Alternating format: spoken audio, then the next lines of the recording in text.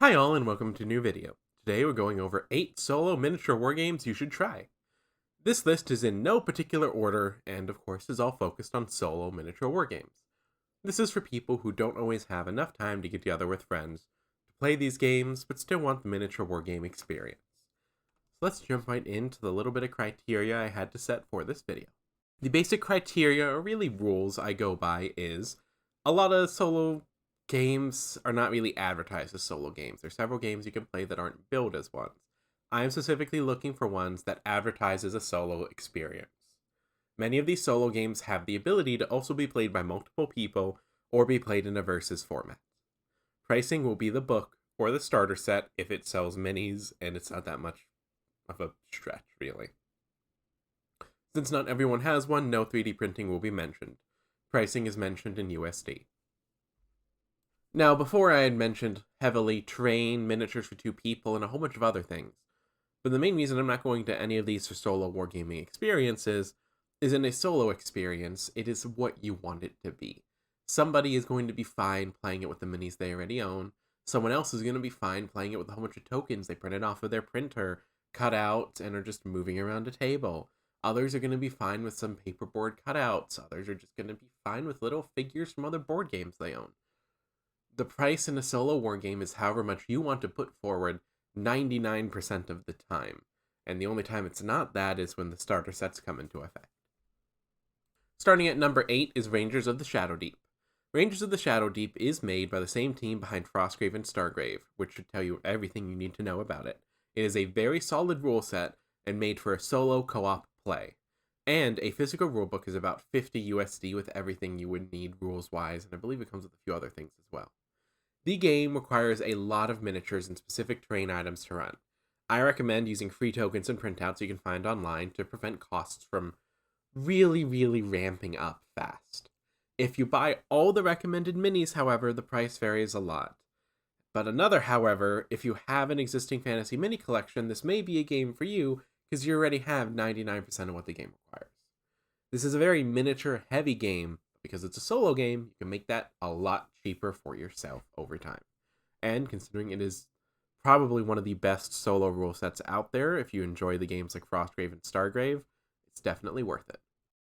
At number 7, we have the 5 series. This is where I'm kind of cheating because this is 3 different games using the same rule sets. We have 5 Leagues from the Borderlands, 5 Clicks from Home, and 5 Parsecs from Home. All of these are amazing solo games. Each one has a different theme, fantasy, post-apocalypse, and sci-fi respectively. The books will run you $45 for a physical copy, although 5 clicks is only $13 for the PDF right now. As silly as it sounds, using a system like Roll20 or Tabletop Simulator, and some free maps may work very well with this series, as the series are built to be used with any minis and are fully agnostic, while also being a bit more of an RPG base as well to go off of, which is a lot of fun. Due to the pricing of being used with any minis and fully agnostic, it's a little odd, because the game is free if you have your own collection other than the rulebook, but generic models are also really hard to put prices on. But Wargames Atlantic is probably the best place to pick some up, as they have a lot of amazing quality for a really cheap price, with a lot of different eras and settings, like fantasy and sci-fi respectively, and they do have some stuff that could easily be made to look post-apocalyptic. So it's a really good place to start when you don't have an already existing mini collection. At number 6 is Mutant Year Zero Zone Wars. I have previously mentioned this in my Skirmish Wargaming video. It is a game that is made of a tabletop adaptation of a video game of the same name. It is built for 1 to 4 players, not 2 to 4 like I said, with a bit more research, and is 70 USD but can be found on sale cheaper elsewhere. It includes everything you need to play out of the box. It is a newer game and uses skirmish-like rules designed to be fast and fun, and like many other games on this list, it can be played in under an hour, which is a pretty big draw. Final cost would be 70 USD. Now, the solo rules on this are pretty good and solid, and if you get the other expansion pack, you can also play with up to 4 players, as a starter set only has enough minis for 2 factions. However, this game has gotten a lot of pretty good reviews, might not be a bad investment for somebody who wants to play something on their own, but also has friends come over every once in a while to play other games. At number 5, we're once again cheating and putting in everything from one-page rules to save me some time. One-page rules has a very robust AI rules system that makes solo play possible for larger scale and smaller scale games.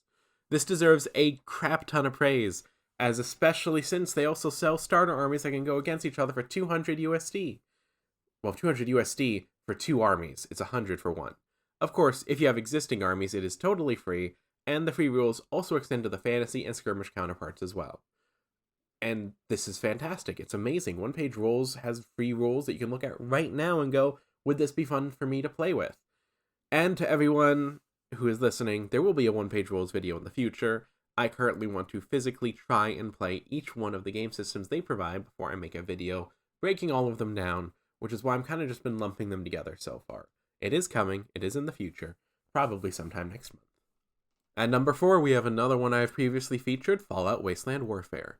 Fallout Wasteland Warfare is a Fallout-themed, very fun RPG skirmish game-like. The main draw of the game is the versatility you have as, again, solo, PvP, PvE, RPG game in a box, so you definitely get your money's worth out of this. If you want to play with friends, you already have everything you need, but if you want to play solo, you have everything you need. The starter set is 80 USD and comes with everything needed. Expansions are priced at about $55 as well. But for $80 and a solo plus co-op experience plus PvP experience, I don't think you can really go too wrong with this. At number 3, we have The Elder Scrolls Call to Arms. The Elder Scrolls Call to Arms is like the Fallout game, a solo PvP, PvE RPG build game made by the same company. It uses similar mechanics, so if you like the sound of the Fallout ones, you're probably also going to like this one. The starter set is a bit more expensive at $143, and this is a game very much for people who already love Skyrim and its setting a lot. As while it's not crazy expensive, it's higher than the Fallout one by a decent chunk. However, that's not necessarily a bad thing either. It comes with more minis and a bit more other things as well than the Fallout game does. And if you're like me and just discovered this just now, because I discovered this while I was making this video, and I'm now very sad that I don't already own this, well, you know where to find it now. At number 2 is an extremely popular game, if all of my comment sections have anything to go by, Forbidden Psalm.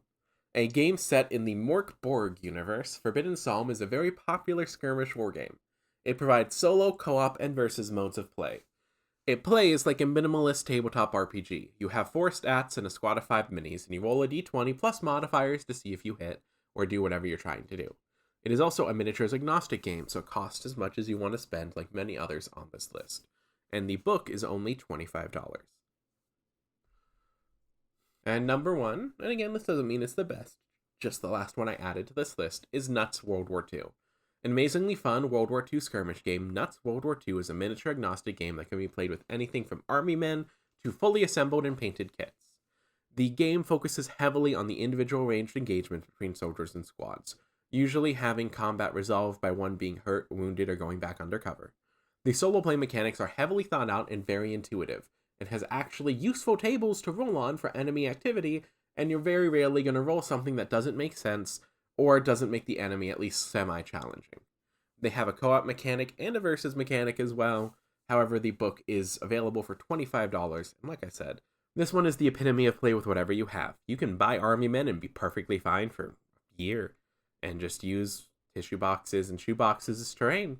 Or you can go a bit more crazy with it. Have fun. The whole point of all these games is it gets you starting for kind of cheap and understanding what it is a war game is and playing with friends. And yeah, everything looks nice and pretty with painted minis and all that other fun stuff, but that doesn't mean that you always need to have that to have a good time. With solo wargaming being a smaller niche, hopefully found you a system you want to try. I know I will be trying several of these solo wargames myself. I am not a big solo wargamer. I am a social person. Very social wargamer. But for especially One Page Rules, I will be breaking down more in depth what it is exactly all that does. Now, as far as the next few weeks go, coming up, we have a video heavily focusing on miniatures agnostic games. After which, there will be a video on Conflict 47, and then a follow-up video on the miniature agnostic games with all the ones I missed that are going to be in the comments because no matter what, I'm not perfect. After that point, we're going to be going over papercraft, Lego craft, etc. war games, ones that are specifically built to be played with alternative sources, which I think is a pretty cool idea. By alternative sources, I mean not plastic or resin or metal miniatures.